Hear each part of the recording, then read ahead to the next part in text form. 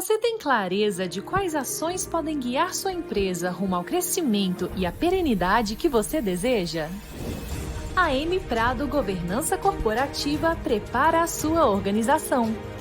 Melhores práticas adotadas no mercado voltadas para aprimorar seu modelo de gestão e tornar sua empresa mais sólida e lucrativa.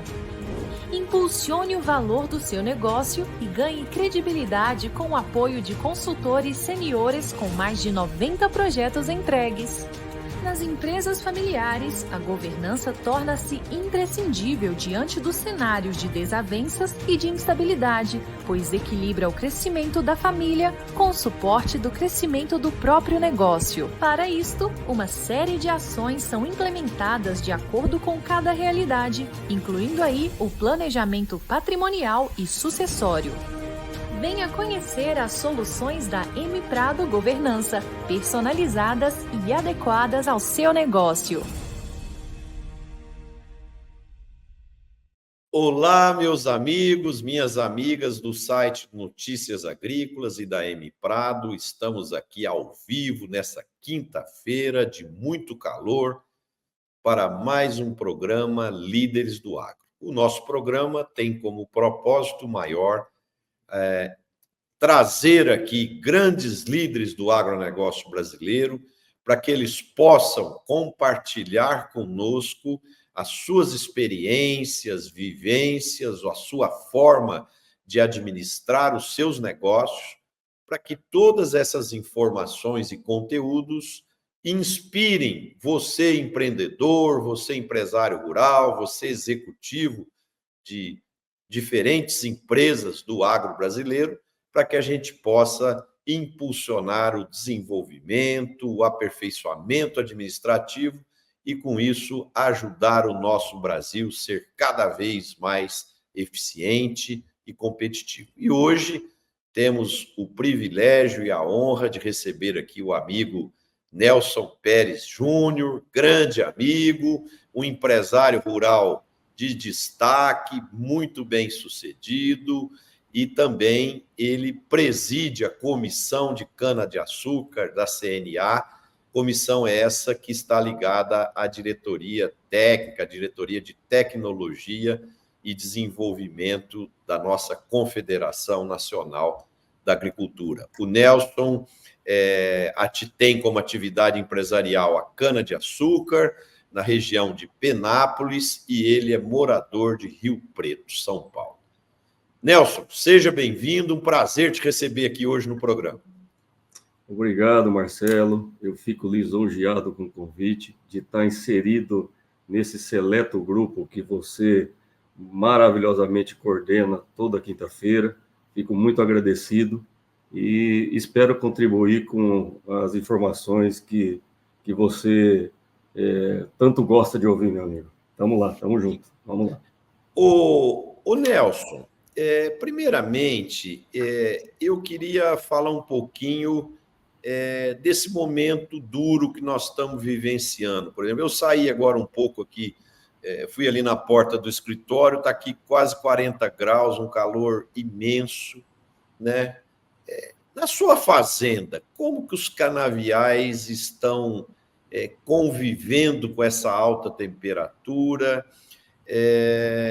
O que nós, empresários rurais, podemos fazer para aprender a conviver, talvez, com esse novo normal?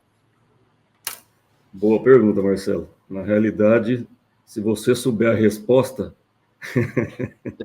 se você souber a resposta, eu gostaria também. Vale $1 milhão, né, Nelson? Pois é. Você sabe que todo ano é um ano diferente um do outro, todo ano esse jogo nosso muda as regras, e você sabe que a agricultura é assim, não tem jeito. E nós, agricultores, temos que saber dançar de acordo com a música. Todo ano é uma novidade.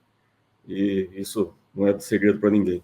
Mas, falando especificamente da temperatura, nós temos convivido com essa temperatura, pelo menos aqui na nossa região e na minha propriedade, em Penápolis, já fazem uns 10, 15 dias. E está um tanto quanto assustador, porque a gente vem de um cenário de fogo que nunca teve na história, um cenário inédito de fogo na história, somado a isso, essas temperaturas altíssimas, o atraso na chuva, somado também que no início do ano nós tivemos pouca chuva, ou seja, a gente já vem de um déficit hídrico grande e tem mais essas duas cacetadas em cima para poder administrar.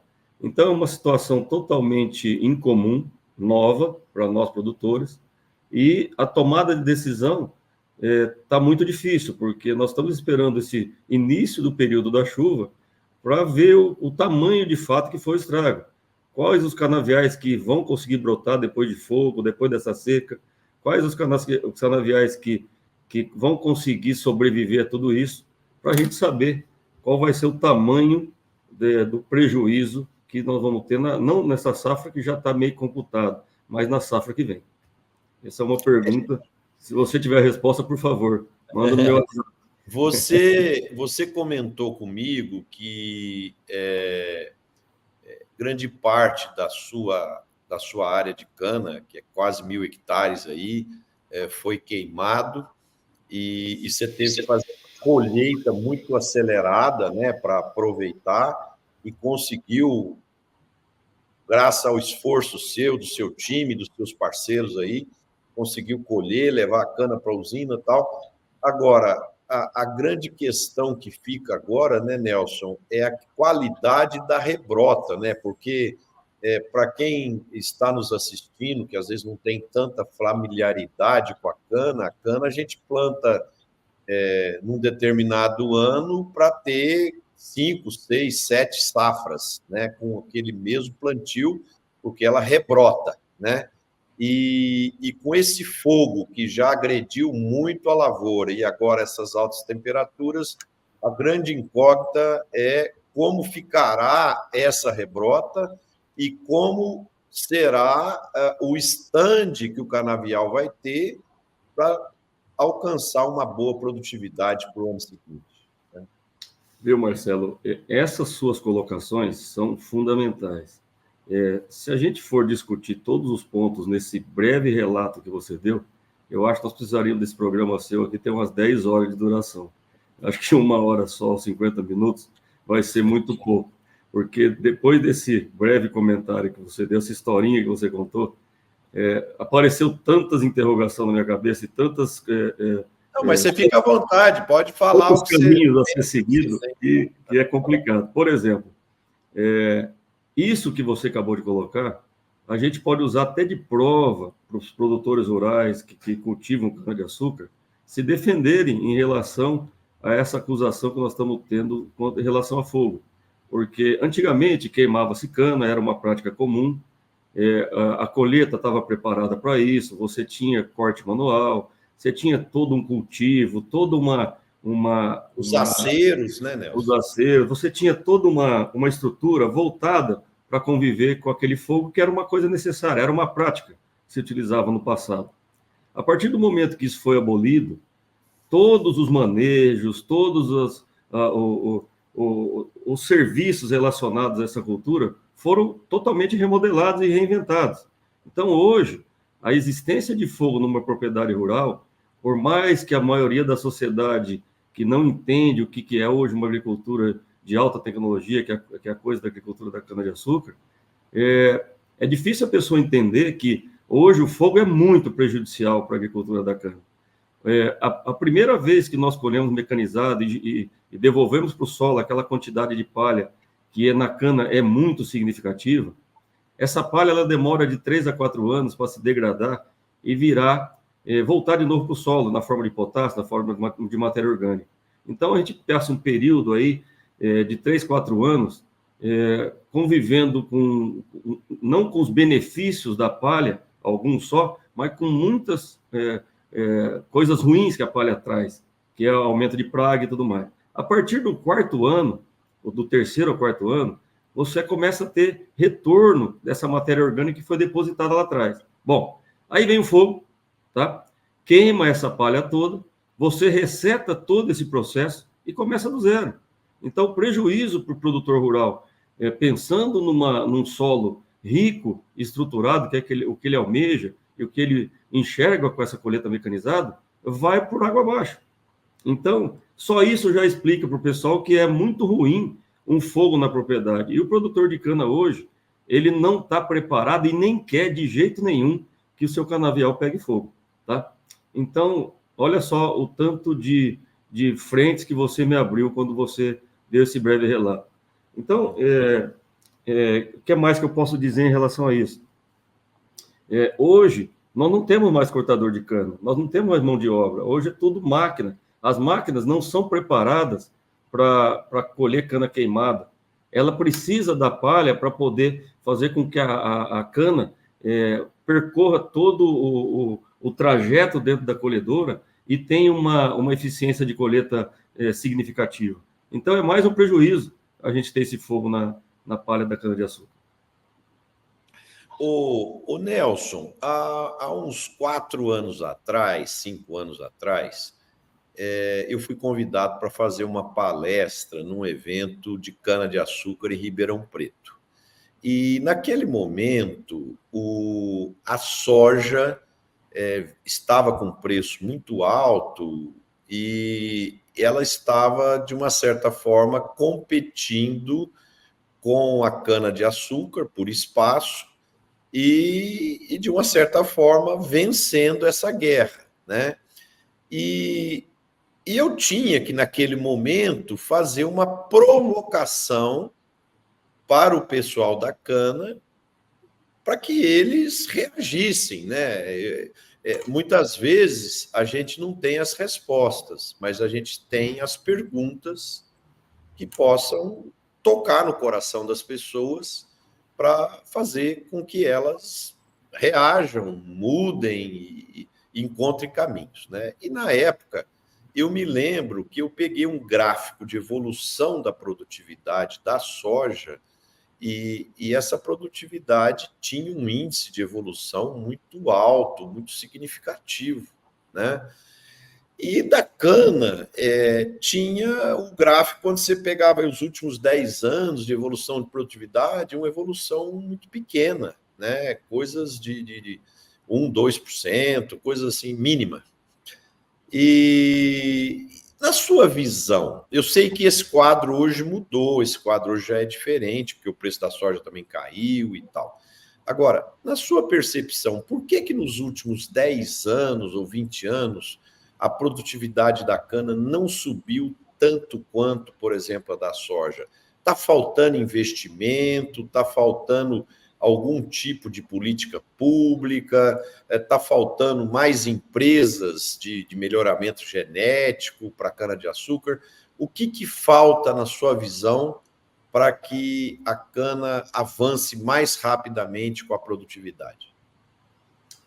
Marcelo, aí nós temos alguns problemas que são discutidos em várias reuniões do setor e tudo mais. O desenvolvimento de uma nova variedade de cana-de-açúcar, diferente de uma soja, do milho, ela é um processo muito longo, tá? Há empresas que desenvolvam essas variedades que defendem que esse processo demore 15 anos, demora 12 anos para se desenvolver uma nova variedade de cana-de-açúcar. E os investimentos são muito altos. Hoje, nós estamos até em processo de discutir essa lei dos cultivares, que vai tentar estabelecer critérios e regras para que se dê sustentabilidade a essas empresas, tragam recursos, para que elas tenham recursos financeiros suficientes para poder estar investindo esse tempo todo e trazer para o mercado novas variedades.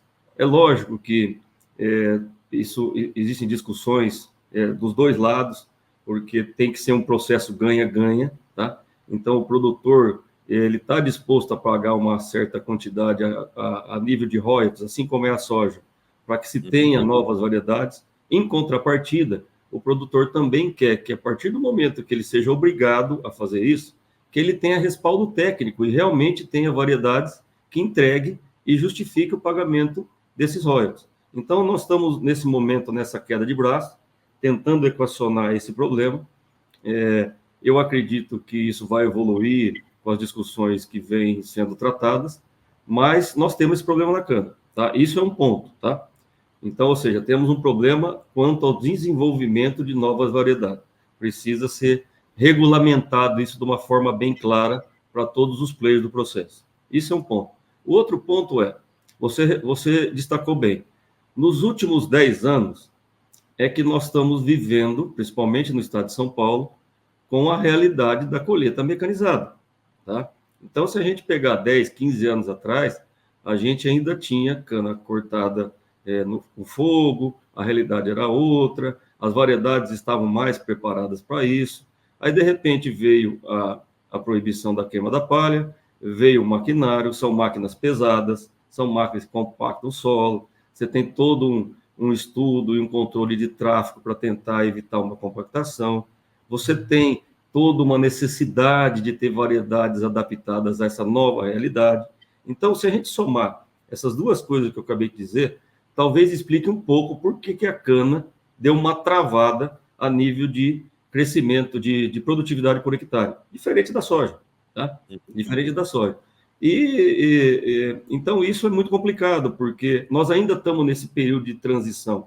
Embora a gente já fala que, já diga que em São Paulo faz mais de 10 anos que não se queima cana, que não pode queimar cana, é muito pouco, não é, às vezes, o período de você desenvolver uma variedade. 10 anos é pouco para se falando a nível de variedade de cana. Então, essa é a situação que nós estamos. Lógico, existem outras variáveis no processo, que também seguraram um pouco a produtividade, porque a partir do momento que você tem alguns ganhos com a palha no solo, e você sabe que nós temos esse ganho, tanto é que o plantio direto está aí para defender toda essa teoria.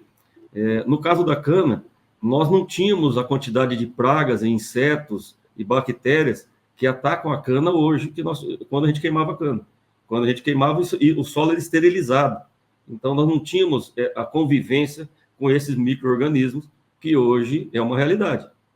Então, nós também estamos aprendendo a conviver com isso, e isso leva custos, e o produtor precisa de manejar o seu canavial de uma forma totalmente diferente que fazia 10 anos atrás. Tá ok? O Nelson, o uso de produtos biológicos no Brasil tem crescido 35% ao ano. O ano passado já foi um mercado de 4 bilhões de reais. E eu acompanho mais de perto a soja e o milho, e a gente vê que há um crescimento extraordinário no uso desses produtos, inclusive combinados com produtos químicos, né? Como é que você tem visto a chegada dos produtos biológicos na cana? Você tem adotado já esses produtos lá na sua propriedade? Nas pesquisas aí e nas discussões dentro da CNA, você tem visto um crescimento do uso desses produtos? Como é que é a sua visão a respeito dos biológicos na cana-de-açúcar? Marcelo, o biológico na cana-de-açúcar veio para ficar, tá? É uma realidade. Muitas empresas que têm produtos, em multinacionais, que têm produtos voltados para a cana, estão destinando grande parte dos seus investimentos em plantas, em produtos voltados para a área biológica. Nós sabemos que isso é o futuro, tá? Quando a gente fala em sustentabilidade, fala em como é que se diz, em menos uso, com poluição de meio ambiente e tudo mais, o biológico veio para ficar de fato. Na cana-de-açúcar, Nelson, já uso biológico há mais ou menos 8 anos. Os nematicidas que nós usamos hoje na cana-de-açúcar são todos são biológicos. Nós estamos partindo agora para esses insetos que eu falei que apareceram com o uso da palha, com a colheita mecanizada, cigarrinha e tudo mais, e nós estamos também fazendo combate com biológico. Lógico que o biológico ele precisa de evoluir um pouquinho, porque a janela de aplicação do biológico ela é restrita ainda. Lógico que isso tem avançado, tem tecnologia do biológico que já consegue ter uma janela de aplicação um pouco maior. E quando eu falo essa janela, é umidade, temperatura baixa, e tudo isso que você sabe que um micro-organismo precisa para sobreviver e proliferar. Mas, com as novas tecnologias, por exemplo, vinhaça em linha, que traz um método diferente de combater, de adubar até a cana e combater esses insetos, o biológico está avançando muito, e na cana ele veio para ficar e é um processo irreversível. Ô Nelson, você falou em vinhaça aí. Antigamente, a vinhaça era um produto, um subproduto aí do processo agroindustrial e era um problema lá em um passado distante, aí 40, 50 anos. E aí, de repente, se descobre a relevância dele para a recuperação do solo, para poder melhorar os aspectos nutricionais e a própria estrutura do solo e tal. Por exemplo, no seu caso, como você é fornecedor de cana das usinas, o fornecedor ele tem direito a um percentual de vinhaça para ele buscar lá na usina e aplicar na sua lavoura? Ou se você quiser adotar essa prática, você tem que comprar a vinhaça da usina? Como que é a relação? Porque quem tem a agroindústria em si, ok, ele tem a vinhaça, ele usa na lavoura dele, mas quando você é um fornecedor parceiro de uma destilaria, como que funciona isso? Boa pergunta, Marcelo. Na realidade, em todas as discussões que diz respeito a essa relação entre fornecedores e usinas, desde a época de GE, há muito tempo atrás, eu costumo dizer que o mercado da cana é micro-regional. Tá? Por que micro-regional? Vou partir desse princípio para a gente entender um pouco essa relação. A cana não viaja como a soja, não viaja como o milho. Tá? Então, eu sendo um produtor de cana-de-açúcar, eu tenho que estar próximo a uma unidade de processamento. Tá? Se eu tiver com uma distância elevada, primeiro que eu sou o último produtor a ter a cana interessada a essa indústria. Isso também é diretamente proporcional ao fornecimento de vinhaça. A vinhaça, ela tem um transporte que é caro, na maioria das vezes o transporte é em caminhão, a não ser que você tenha uma fazenda que tenha cerca, faça divisa com a usina, que você seja contemplado com um canal de vinhaça que passe dentro da sua fazenda, mas na maioria das vezes essa vinhaça tem que ser transportada por caminhão. Isso é um processo caro. Tá? Com a recente a recente invenção dessas carretas que fazem a distribuição de vinhaça em linha, essa distância aumentou um pouquinho, porque você conseguiu diminuir a quantidade de litros por hectare e fazer uma irrigação daquela área tão eficiente quanto era feito no passado com hidrorol e com volume muito menor de vinhaça. Tá? Então, por que eu quis contar essa história? Porque isso vai depender de usinas, vai depender de produtores, da proximidade que eles estão e da relação que eles têm. Por exemplo, uma usina que tem um canavial muito grande e compra pouca cana de fornecedor, ela muito provavelmente vai resguardar toda essa vinhaça para uso próprio, porque ela deixa de comprar o fertilizante, principalmente o cloreto de potássio, né, que a vinhaça ela tem até 3% de cloreto de potássio, e ela vai usar e deixar de ter esse gasto, esse custo de adubação. E ganhando com isso a própria fertirrigação e até o meio de combater, aproveitando a aplicação, para combater esses insetos que apareceram com a não queima mais da palha. Então, a usina ganha triplamente quando ela começa a usar vinhaça, principalmente em linha, para poder reduzir seus custos. Se é uma usina que ela não tem tanta cana assim, o canavial dela não é tão grande, ela compra um pouco mais de cana de fornecedor. Obviamente que ela precisa de mais áreas para distribuir essa vinhaça. Então, obviamente que ela tem que ter, ela é forçada a ter um relacionamento com alguns produtores que estão mais próximos, e aí sim se estabelece uma negociação. Tá?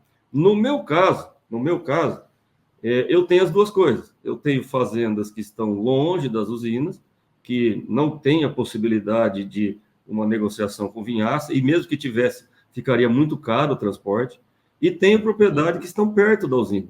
E eu consegui, montando uma estrutura de distribuição de vinhaça em linha, comprei uma estrutura de transporte, e eu consigo, mediante a minha negociação de cana, ir lá buscar na usina a vinhaça que eu preciso para aplicar nessas áreas que economicamente são viáveis. Tá? Perfeito.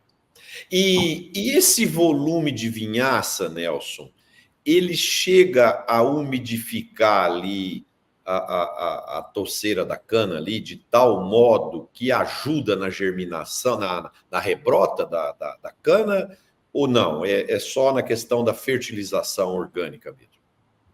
Marcelo, tudo isso depende de como está o solo. Por exemplo, se você pega agora um solo que está aí com esse estresse hídrico terrível, com essa temperatura lá em cima, com esse vento que seca qualquer coisa, talvez não seja tão eficiente, mas é um diferencial. Por exemplo, cada aplicação que eu faço de vinhaça na linha, eu simulo uma chuva de 30 milímetros na linha. Obviamente que é só na linha.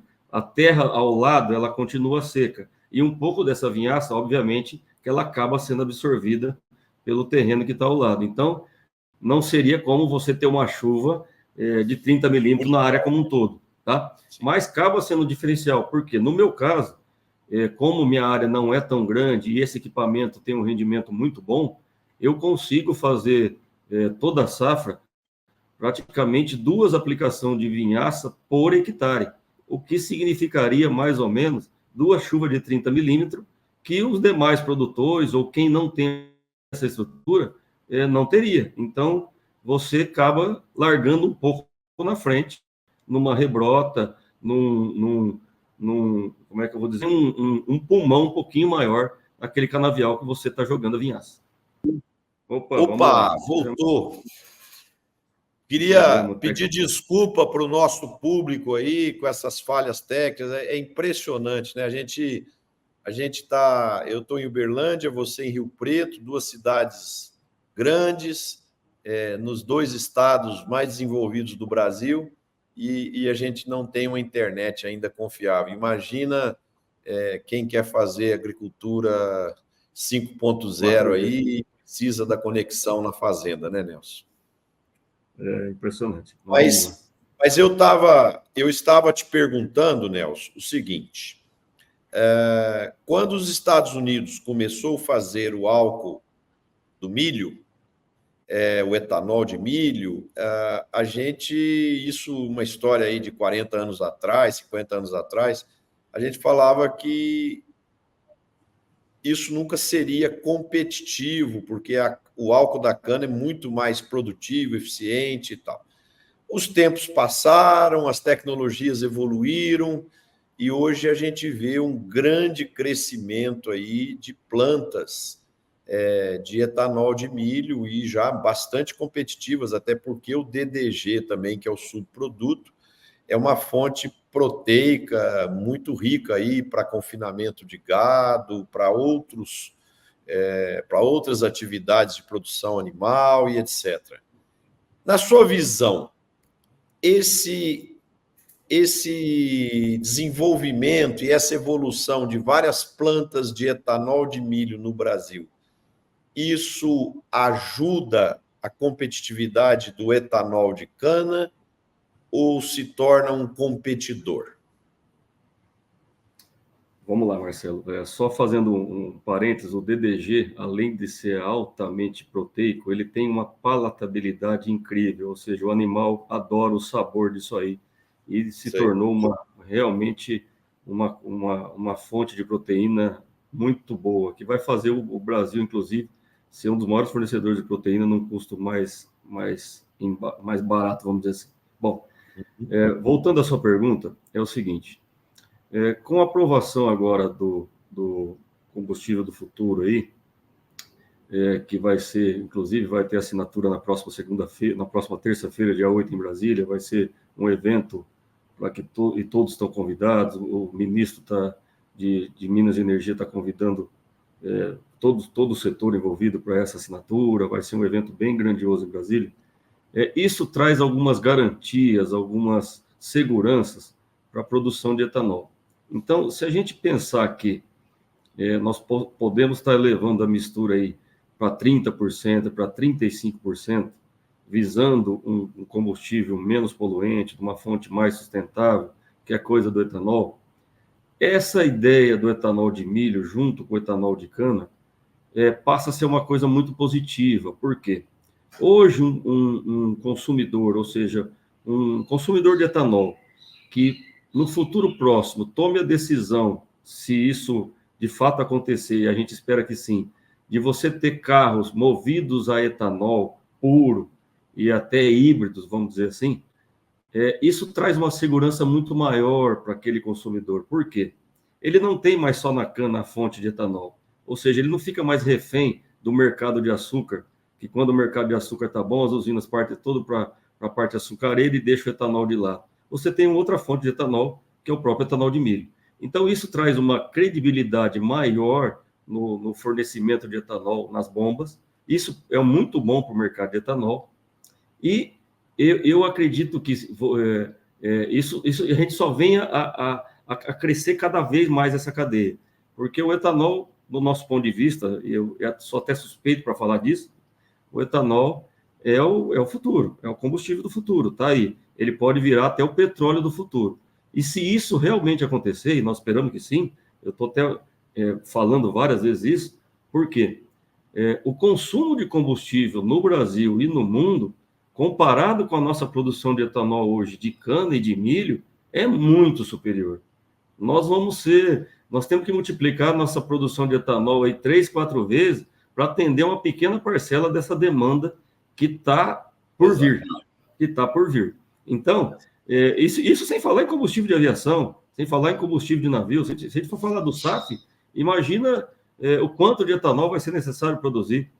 Então, eu acho que isso vai trazer uma demanda no mercado interno muito boa, que vai consumir um pouco desse milho, vai melhorar o mercado do grão e vai melhorar o mercado da cana. Eu acho que eu vejo com bons olhos, não como competitividade, não. E nós temos bom relacionamento com o pessoal do milho, a gente tem participado de várias discussões, até dentro da própria CNA, defendendo bandeiras junto. Então, eu acho que é uma parceria muito boa que veio para ficar. Eu não acredito muito nessa competição que possa vir, mesmo porque nós exportamos muito pouco etanol ainda.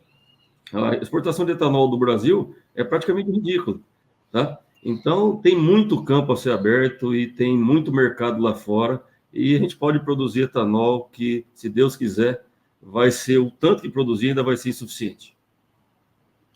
O Nelson, existe um ponto que outro dia eu coloquei isso num debate que eu estava participando num evento, e que eu acho que é uma coisa simples, que com uma pequena canetada resolveria esse problema e impulsionaria ainda mais o consumo de álcool no Brasil e, consequentemente, nós íamos agredir menos o meio ambiente. Por exemplo, nós importamos muitos carros, né?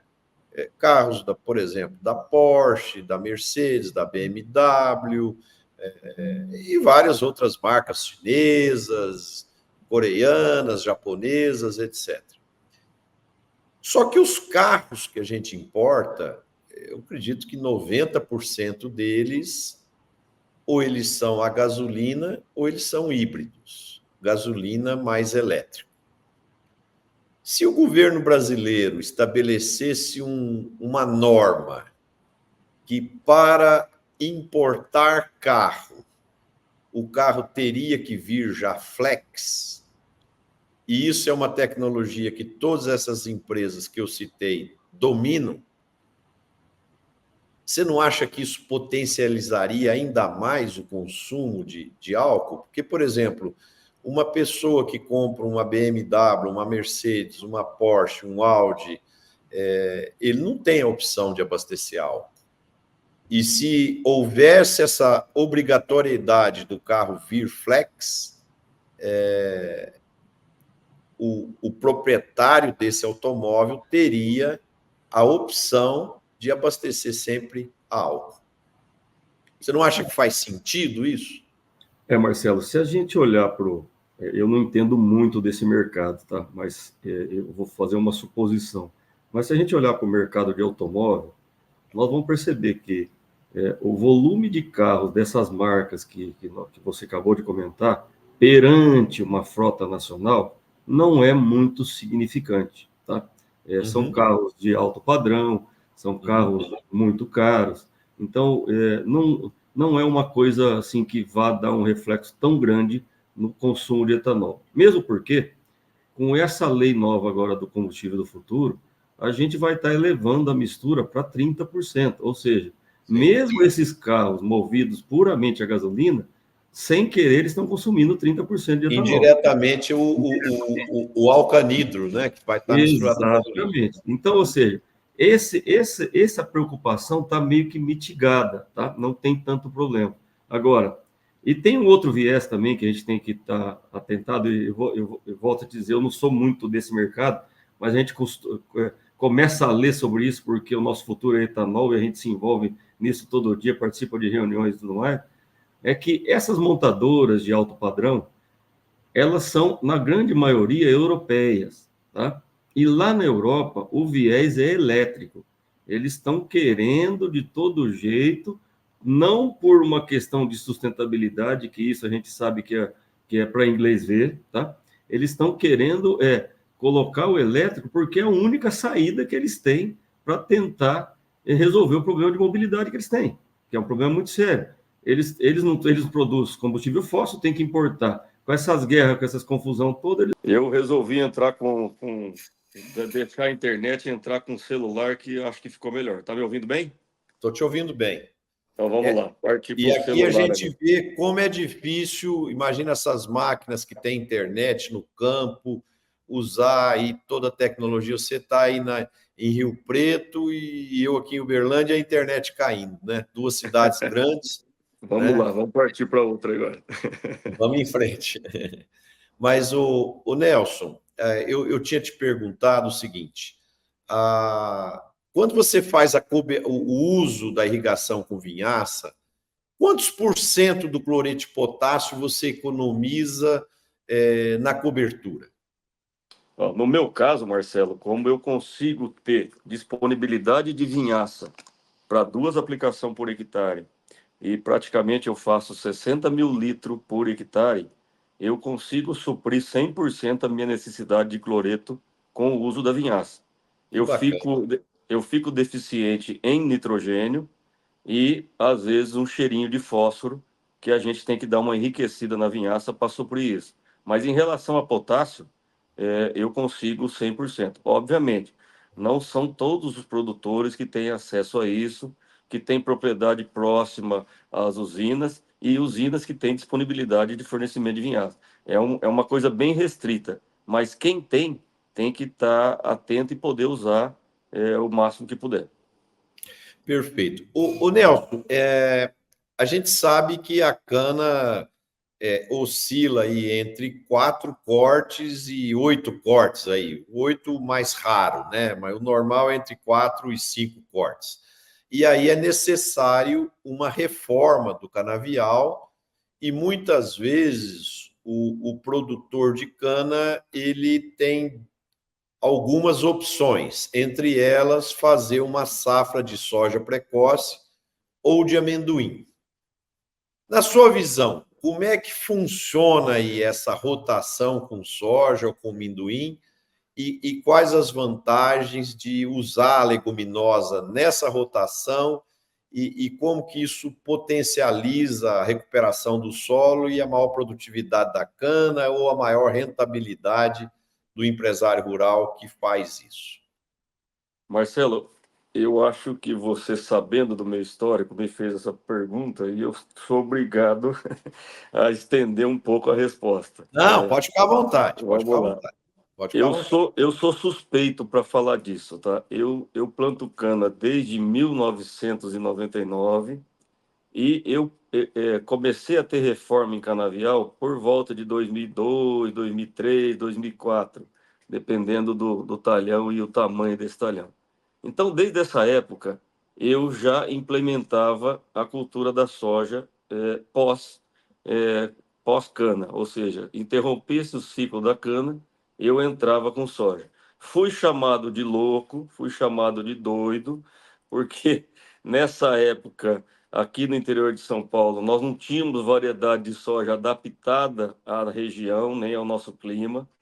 Então, era muito difícil a conta da soja ficar bonita. Normalmente, a conta da soja não fechava. Mas, para mim, que o meu interesse era a cana, eu não me preocupava muito com isso, porque eu sabia que, agronomicamente falando, o ganho que a soja me traria era muito bom. E as facilidades de plantio pós-soja, para mim, também era muito interessante. Bom, por que eu falei isso? Porque, como era importante esse ganho, eu continuei plantando soja nos anos que se sucederam, independente se a conta fechava ou não. O meu negócio era viabilizar e melhorar a produtividade de cana-de-açúcar. E esse casamento é tão perfeito, Marcelo, porque você sabe, a soja faz a fixação de nitrogênio, a cana precisa de bastante nitrogênio, a soja, cada raizinha dela é um micro subsolador, você sabe disso. Então você tem uma descompactação de solo, uma aeração de solo fantástica, sem falar da matéria orgânica que a soja deixa e tudo mais. Bom, então eu já tinha esse ganho agronômico. Quando chegou a meados de 2014, 2015, começaram a aparecer variedades bem adaptadas para a minha região. Variedades que já suportavam um certo veranico, que já tinham uma certa produtividade. Nessa época, o preço da commodity soja começou a ficar um tanto quanto atrativo. E essa ideia minha de fazer reforma de soja com cana começou a virar uma tendência, tá? E no final de 2015, a gente aqui na fazenda já enxergava a soja como um segundo negócio, não mais como uma adubação verde, tá? E isso veio acontecendo nos anos seguintes. Nós tivemos anos, por exemplo, de soja em cana, usando a variedade, dando sorte com o clima, variedades novas, adaptadas, e chegamos à produção de 82, 83 sacos por hectare em área de cana que nunca tinha sido soja. Então, ou seja, passou a ser um negócio.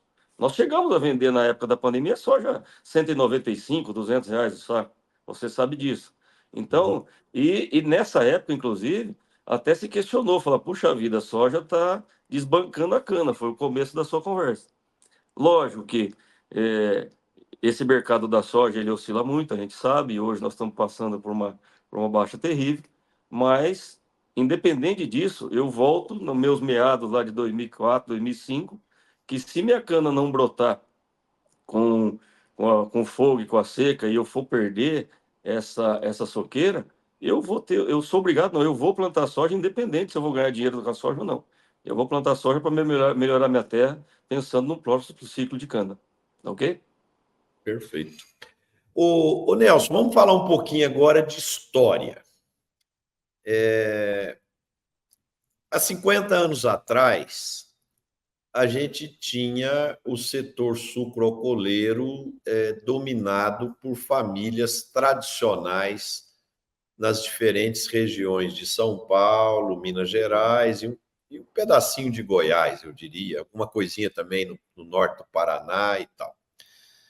Aí passou-se o tempo, houve um momento aí há 15 anos atrás aí que muitas dessas famílias que não se modernizaram, não se profissionalizaram, foram perdendo competitividade, aí veio uma fase de investidores internacionais, alguns com grande conhecimento na produção de açúcar e álcool, outros nem tanto, mais olhando a atividade como uma atividade econômica, mas sem experiência produtiva, né? E muita gente comprou plantas, usinas em diferentes áreas aí do estado de São Paulo e de Minas Gerais, de Goiás, e alguns deram certo, outros nem tanto, e hoje a gente tem um mix, né, nesse setor, com famílias tradicionais que se modernizaram, com empresas de fora que investiram e que foram competentes e competitivos,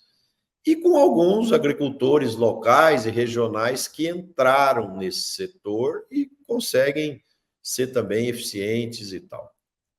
Como é que você, como um empresário desse setor, que acompanha esse setor assim, muito, muito próximo, como é que você viu essas transformações e, na sua visão, como é que vai ser o futuro aí dos próximos 5, 10 anos? A gente vai continuar com esse modelo híbrido aí de famílias tradicionais, de empresas altamente profissionalizadas e agricultores locais e regionais? Como é que você vê que é o futuro?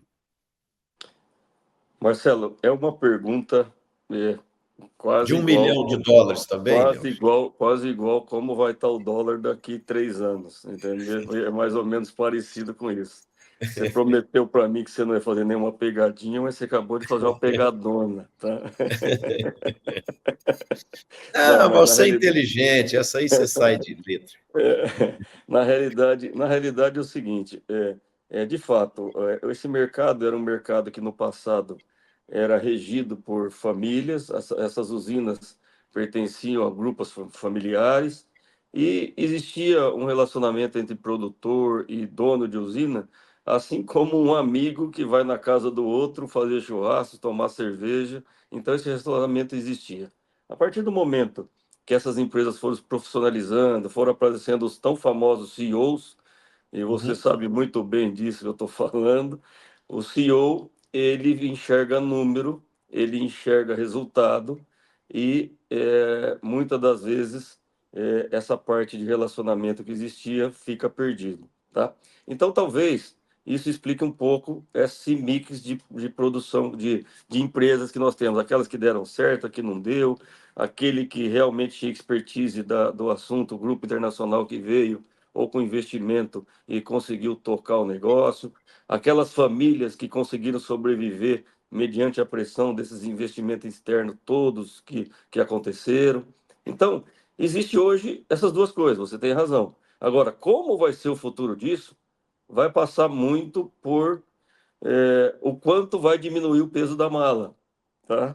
Se a mala vier para 10 quilos, vai ser difícil as pessoas, as famílias sobreviverem. Se a mala subir dos 23 para os 30 quilos de novo, pode ser que dê um alento um pouco melhor.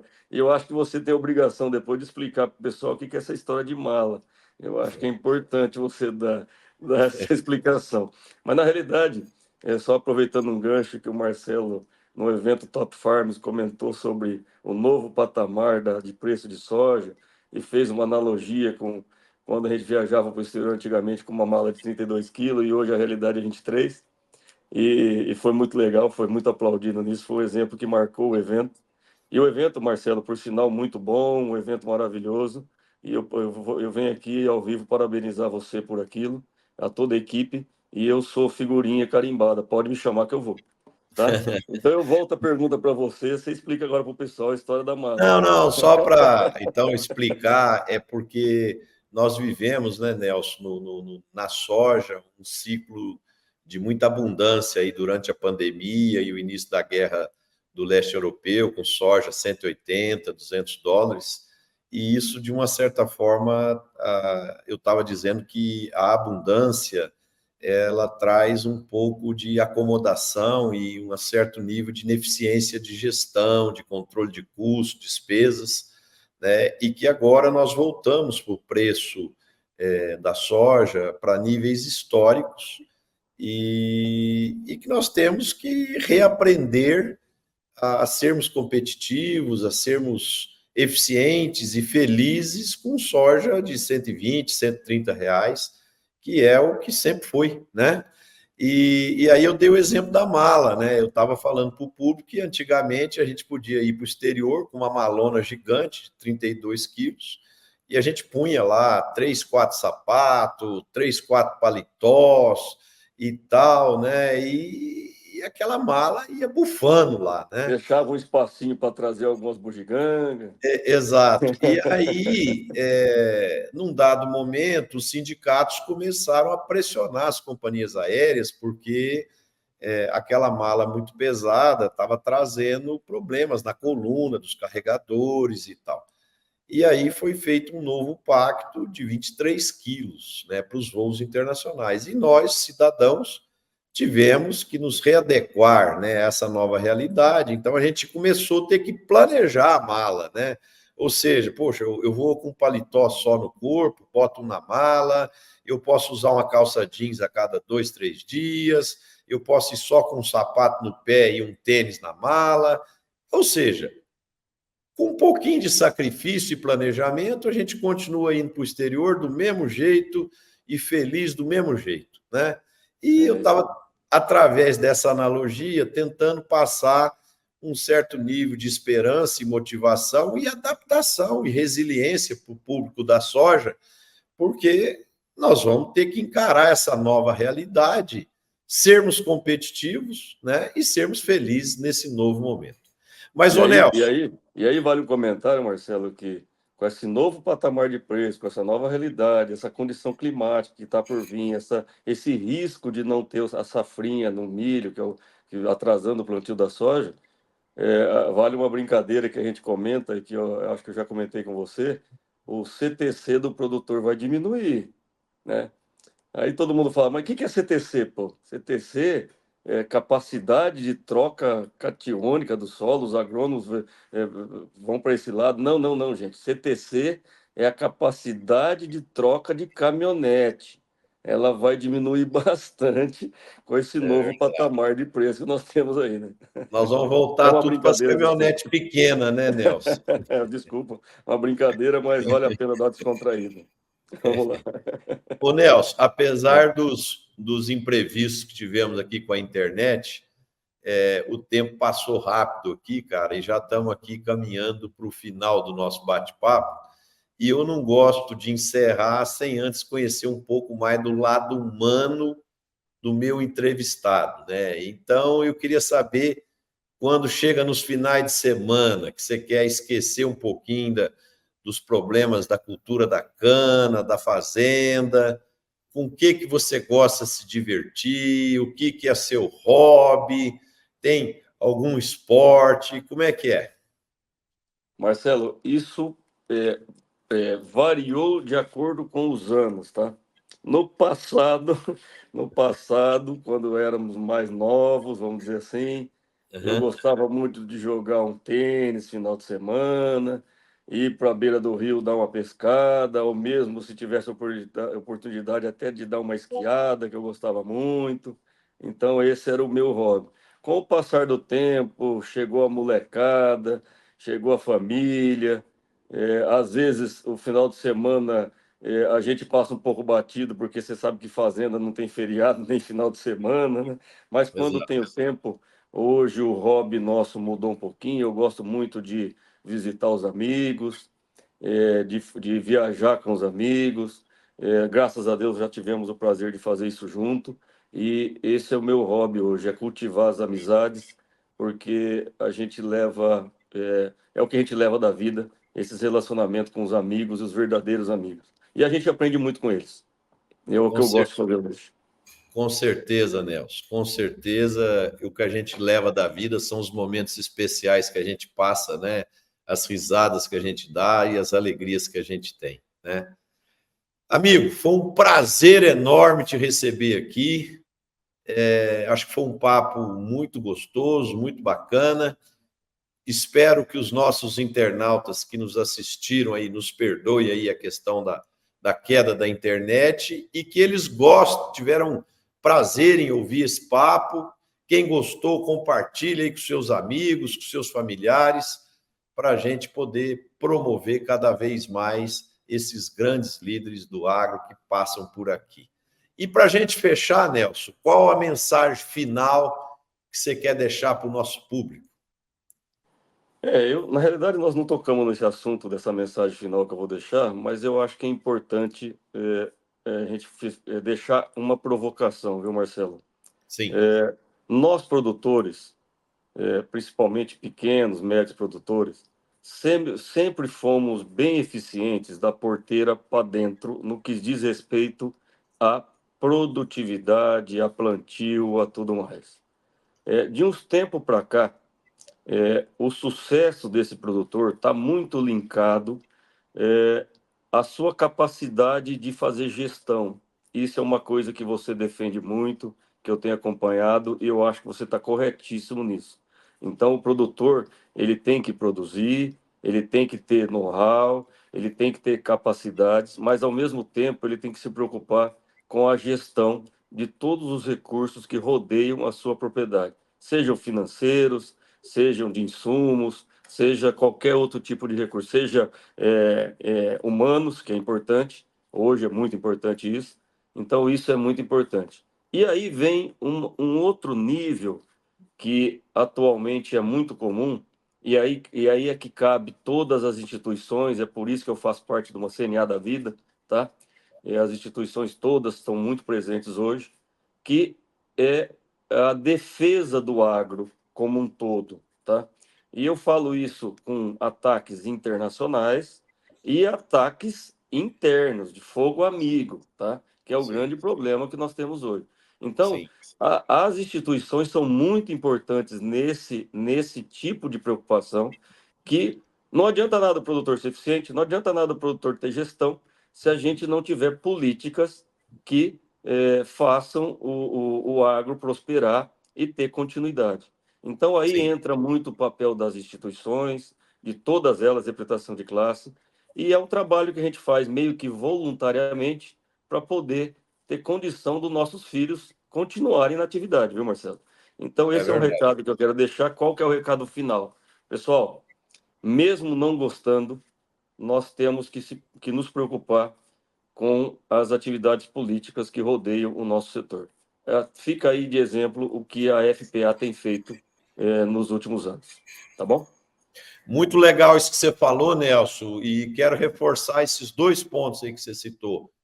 Preocupar com a gestão para trazer eficiência para o negócio e rentabilidade, e participar intensamente nas associações, nos sindicatos, em todas as comunidades para poder defender o interesse do agro e a competitividade do agro. Porque o que a gente recebe de fogo amigo e fogo da concorrência não é brinquedo, né? Então, por isso, precisamos ter entidades fortes e sindicatos fortes para que a gente possa enfrentar todas essas dificuldades que a gente sabe que existem, né?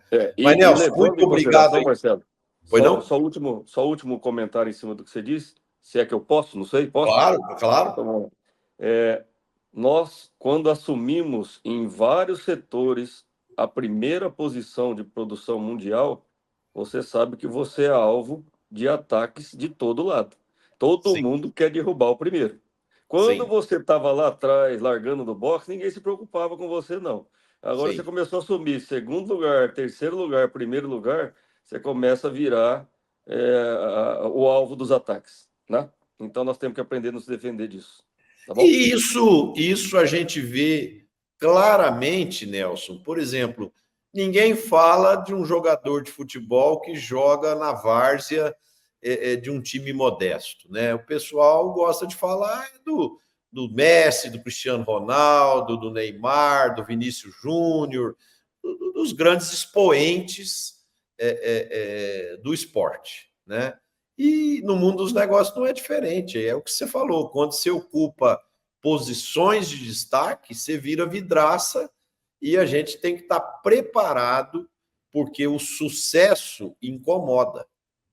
E o agro hoje é um segmento de muito sucesso, e ele tem que estar preparado para conviver com isso e saber lidar com essas adversidades de comunicação, de fake news e etc., que tentam, em muitos momentos, prejudicar a imagem de um setor vencedor, competitivo e eficiente, que é o agro brasileiro. O que Gente, nós não muito. podemos, o que nós não Sim, podemos é o jogador do mesmo time tá apedrejando o time. Aí é difícil. Não é? aí é difícil. É Aí é verdade. difícil. É verdade. Então, Nelson, muito obrigado aos nossos internautas que nos prestigiaram, aqueles que irão nos assistir nas nossas plataformas. Obrigado muito mesmo. E a gente se vê de novo na próxima quinta-feira com mais um Líderes do Agro, e um excelente final de semana a todos. Um abraço, viu, Nelson? obrigado, Marcelo. Muito lisonjeado com o programa.